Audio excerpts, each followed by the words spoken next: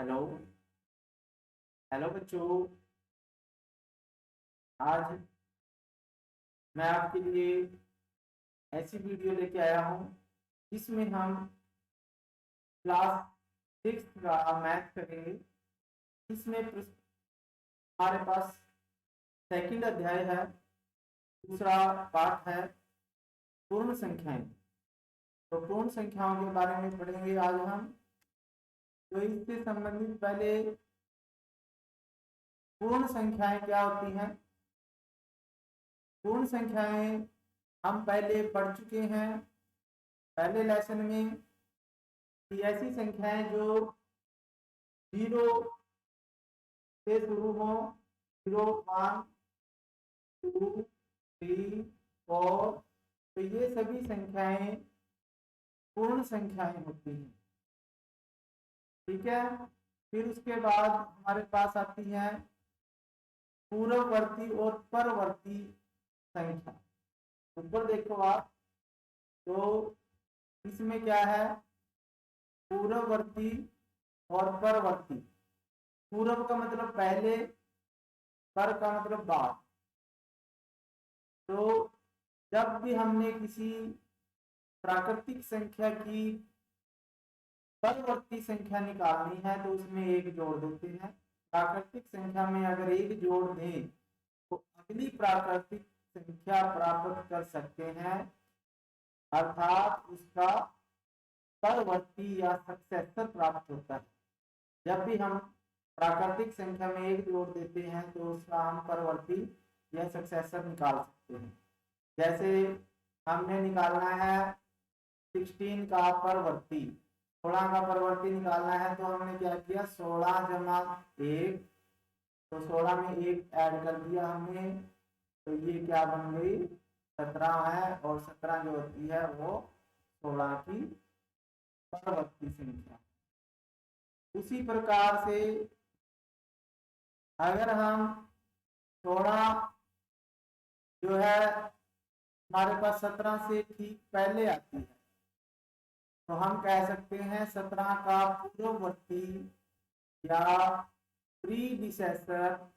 अगर हमने निकालना है किसी संख्या का 17 का प्रीडिसेसर या पूर्ववर्ती निकालना है तो उसमें से एक घटा करेंगे। ऐसे ही 20 का पूर्ववर्ती का मतलब है 20 में से एक घटा कर दो आप, 19 आ गए। तो इसी तरह से आपने किसी संख्या का परवर्ती और पूर्ववर्ती निकालना है। परवर्ती निकालना है तो एक कम कर दो, एक घटा कर दो, एक सब्ट्रैक्ट कर दो। और अगर पूर्ववर्ती निकालना है तो एक इसमें जोड़ दो, ऐड कर दो। ठीक है बच्चों। तो अब हम आगे चलते हैं। तो इसमें जो एक्सरसाइज आएगी वो करेंगे गणित में। तो पूर्ण संख्याएं हैं, जैसे हमारे पास पूर्ण संख्याएं हम पहले से ही देख चुके हैं कि शून्य जो है एक ऐसी पूर्ण संख्या है जिसका पूर्ववर्ती कोई नहीं है।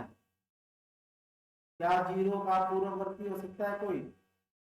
तो वो नहीं आएगा आपका, क्योंकि 0 से छोटी पूर्ण संख्या नहीं होती। ठीक है। तो ये आप देख सकते हो कि प्राकृतिक संख्याएं शून्य के साथ मिलकर पूर्ण संख्याओं का संग्रहण होल नंबर बन जाते हैं।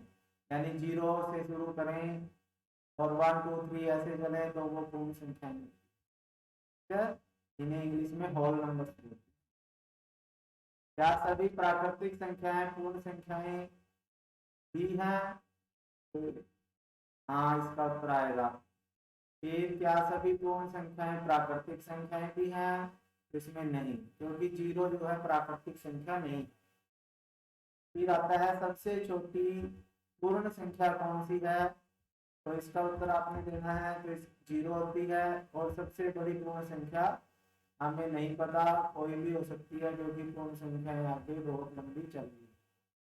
फिर पूर्ण संख्याओं को हमें संख्या रेखा पे दिखाना है, ये भी आपने पहले सीखा हुआ है। तो उसके लिए हम क्या करते हैं, देखो आगे आएगा।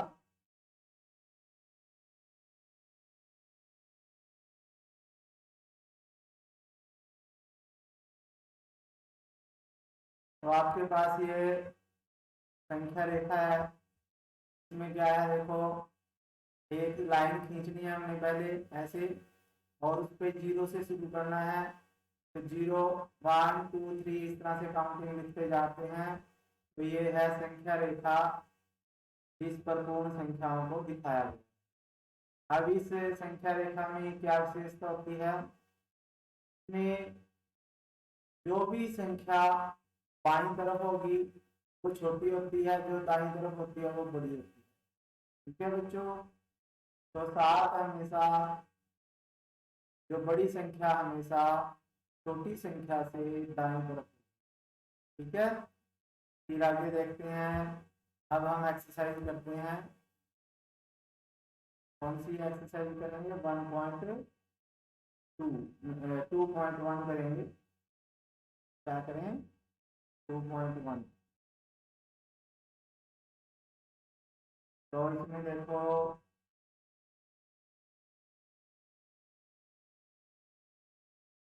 2.1 प्रश्नावली है, तो जो भी पॉइंट्स नए आएंगे वो इसी में समझा दूंगा।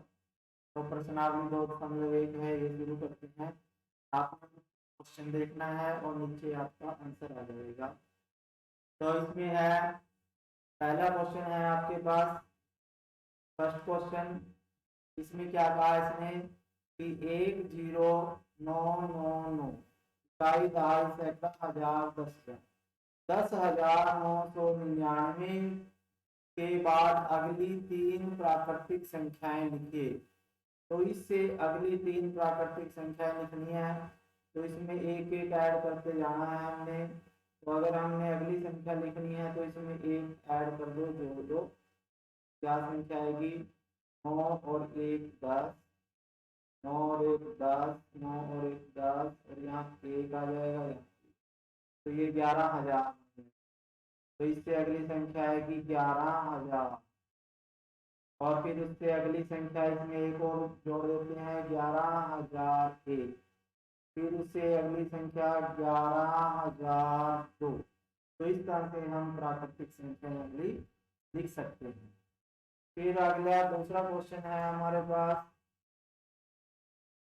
सेकंड क्वेश्चन है 10,001 से ठीक पहले आने वाली 3 पूर्ण संख्याएं लिखिए। तो ये है हमारे पास 10,001 है, जैसे 10,001। तो इससे पहले आने वाली पूर्ण संख्याएं लिखनी है हमने। तो इससे पहले या पूर्व आने वाली संख्याएं जो होंगी, अब इसमें से एक एक कम करते जाएंगे हम। तो इसमें से एक कम करेंगे तो हमारे पास आ जाएगा ये 0 0 0, 10,000 आ जाएगा। तो इससे कम जो होगी संख्या 10,000 आ जाएगी।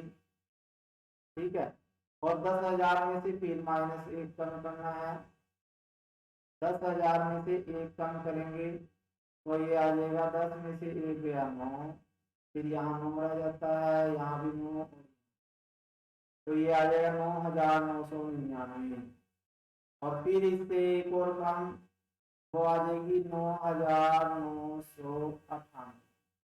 तो 9,998 आएगी, फिर 99 आएगी, फिर 10,000। तो ये 3 संख्याएं जो हैं, ये 10,001 से ठीक पहले आने वाली 3 पूर्ण संख्याएं हैं।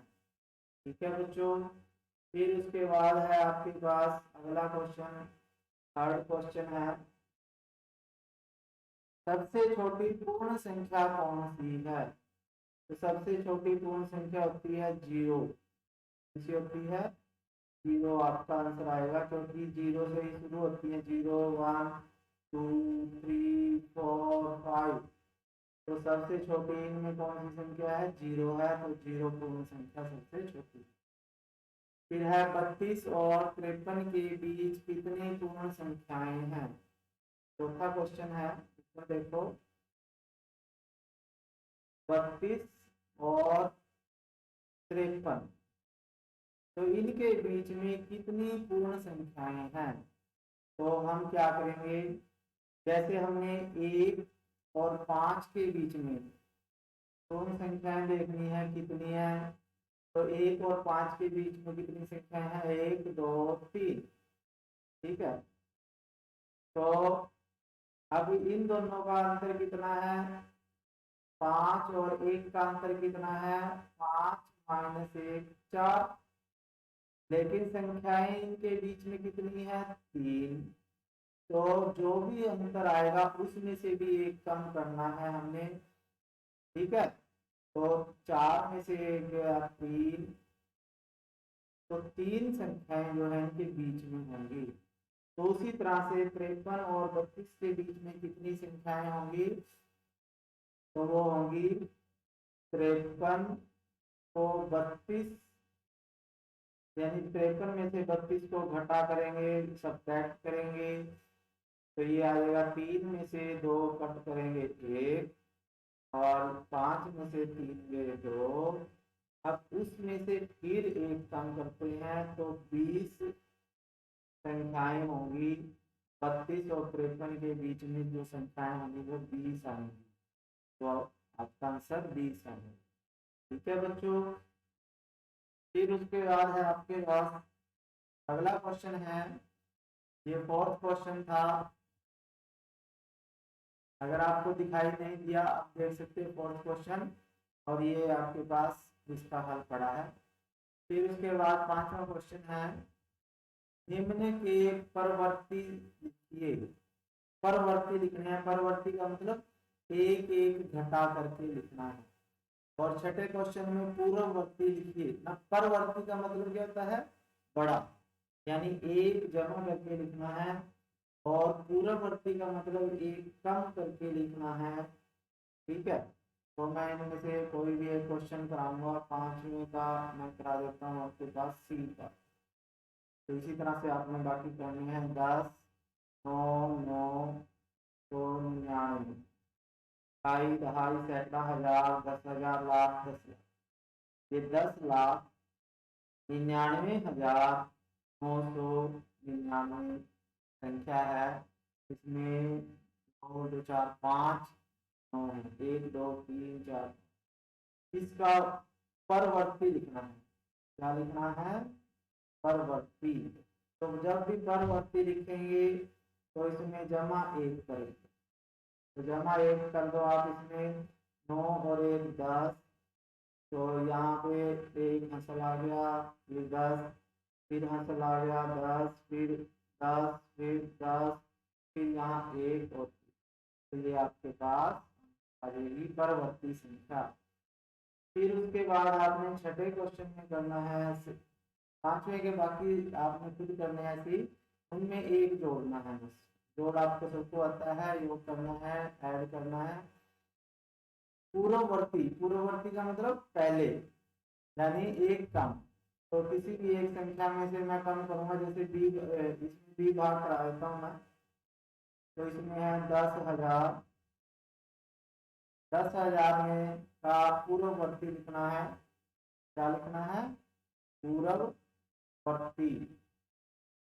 तो इसमें से एक माइनस करेंगे, तो ये आ जाएगा आपके 10 में से 9, यहाँ भी 9 9 9। तो 9,999 जो आएगा इसका पूर्ववर्ती संख्या। ठीक है बच्चों, फिर उसके बाद है आपके पास अगला क्वेश्चन है 7। अब देखो 7 क्वेश्चन पढ़ ले पहले। संख्याओं के निम्नलिखित युग्मों में से प्रत्येक के लिए संख्या रेखा पर कौन सी पूर्ण संख्या अन्य संख्या के बाईं ओर स्थित है। इनके बीच में छोटा और बड़ा चिन्ह, उपयुक्त चिन्ह लगाएंगे, और ये बताना कि बाईं तरफ कौन सी संख्या रेखा पर। तो आपके पास ये दी हुई है संख्या रेखाएं, ये दी हुई है जैसे। तो इसमें देखो आपके पास संख्याएं हैं, कोई भी एक संख्या ले लो। तो बाईं तरफ जो होती है वो छोटी संख्या होती है, और दाईं तरफ हमेशा बड़ी संख्या होती है संख्या रेखा की। जैसे ये संख्या रेखा है आपके पास, ठीक है। तो इसमें जैसे हमारे पास 0 से शुरू होती है, 1 आता है, फिर 2 आता है, 3, और ये ऐसे। तो जैसे ही हमारे पास एक छोटी संख्या है और तीन बड़ी संख्या, तो एक बाईं तरफ है और तीन दाईं तरफ, ठीक है। तो इसी तरह से इनमें से जो भी बड़ी संख्या होगी वो दाईं तरफ होगी, और जो छोटी संख्या होगी वो बाईं तरफ। तो मैं 7th का एक क्वेश्चन कराता हूँ सी। तो इसमें संख्या है जैसे 98,765, और एक है इसमें 56,789। तो अब ये देखो, ये 98,765 है और ये 56,789 है। तो अब ये देखो कौन सी संख्या बड़ी है, तो ये बड़ी संख्या है, ये छोटी संख्या है, तो इसमें मैं ये चिन्ह लगा देता हूँ, ठीक है। अब जो संख्या छोटी होती है वो किधर होती है, इधर होती है बाईं तरफ संख्या रेखा पर। तो ये जो है बाईं तरफ होगी, कहाँ होगी ये, बाईं तरफ होगी, कहाँ पे, संख्या रेखा पर, संख्या रेखा पर बाईं तरफ होगी। कौन सी संख्या होगी, ये होगी, ठीक है भाई। तो छोटी संख्या बाईं तरफ लिखनी है आपने, बाकी क्वेश्चन ऐसे ही करने हैं आपने। जो छोटी संख्या है वो बाईं तरफ करनी है और उनके बीच में आपने चिन्ह लगाना है छोटे बड़े। फिर 8वां क्वेश्चन है, इनके क्वेश्चन सत्य और असत्य का है, तो क्वेश्चन पढ़ेंगे आप, ठीक है। और आपको मैं उत्तर ऐसे ही दूंगा बोल के, आपने अपने आप खुद ही सुन के उनके आंसर अपनी कॉपी में लिख लेने हैं। और आपने अभी चैनल सब्सक्राइब नहीं किया तो इसे सब्सक्राइब कर लें, नीचे रेड कलर में लिखा आता है सब्सक्राइब, तो वो बटन दबाना है और सब्सक्राइब हो जाओगे आप, और आपको ये सारी वीडियो मिलेंगी, आपका काम सबसे पहले होगा। तो ये देखो, निम्नलिखित कथनों में सत्य और असत्य लिखनी है। तो पहला है जैसे शून्य सबसे छोटी प्राकृतिक संख्या है। तो शून्य सबसे छोटी प्राकृतिक संख्या होती है। तो प्राकृतिक संख्याएं तो एक से शुरू होती हैं, 1 2 3, इनमें शून्य होती ही नहीं। तो क्या शून्य सबसे छोटी प्राकृतिक संख्या है, तो नहीं, क्योंकि शून्य तो पूर्ण संख्या है। तो इस पहला असत्य आएगा। दूसरा है 399 का पूर्ववर्ती है।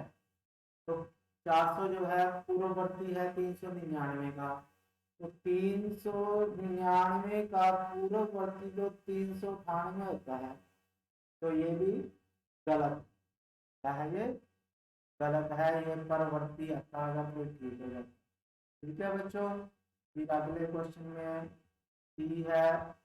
तो इसमें है शून्य सबसे छोटी पूर्ण संख्या है, तो ये सही है इसका उत्तर, हाँ बोल देना है आपने। फिर उसके बाद आपके पास आता है अगला क्वेश्चन, कैसो संख्या 599 का परवर्ती है, तो ये सही है उत्तर इसका, हाँ कहना है।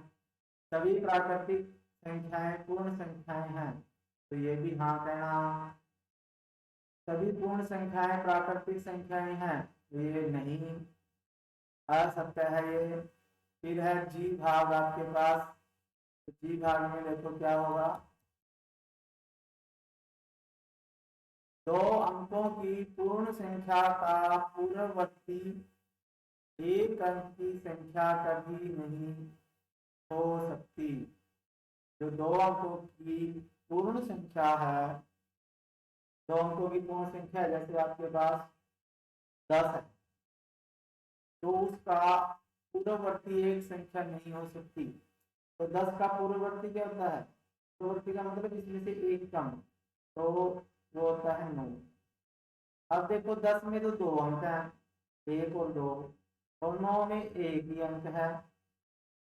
तो ये कह रहा है कि 2 अंकों वाली संख्या का पूर्ववर्ती 1 अंकों वाली संख्या नहीं हो सकता, तो ये गलत है, इसका आंसर गलत।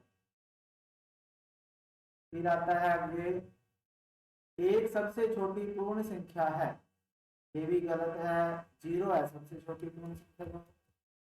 फिर उसके बाद है प्राकृतिक संख्या एक का कोई पूर्ववर्ती नहीं है। प्राकृतिक संख्या एक का कोई पूर्ववर्ती नहीं है। तो प्राकृतिक संख्याओं में तो ये नहीं है, लेकिन अगर पूर्ण संख्या में कहें तो पूर्ण संख्या में एक का पूर्ववर्ती है 0। लेकिन ये पूछ रहा है प्राकृतिक संख्या में एक का पूर्ववर्ती नहीं है, तो ये सही, इसका उत्तर लिखना आपने। फिर है पूर्ण संख्या एक का कोई पर वो पूर्ववर्ती नहीं है, तो ये गलत है, क्योंकि पूर्ण संख्या में एक का पूर्ववर्ती 0 होता है। क्या? तो ये एक का पूर्ववर्ती क्या है? 0। तो ये सही है, ये भी गलत है, लिखना है तुम्हें। फिर उसके बाद है अगला क्वेश्चन है आपके पास के भाग, पूर्ण संख्या 13 संख्या 11-12 के बीच स्थित है। 11 और 12 के बीच में 13 नहीं आता, तो ये गलत है, क्योंकि 13 और 11 के बीच में 12 आता है।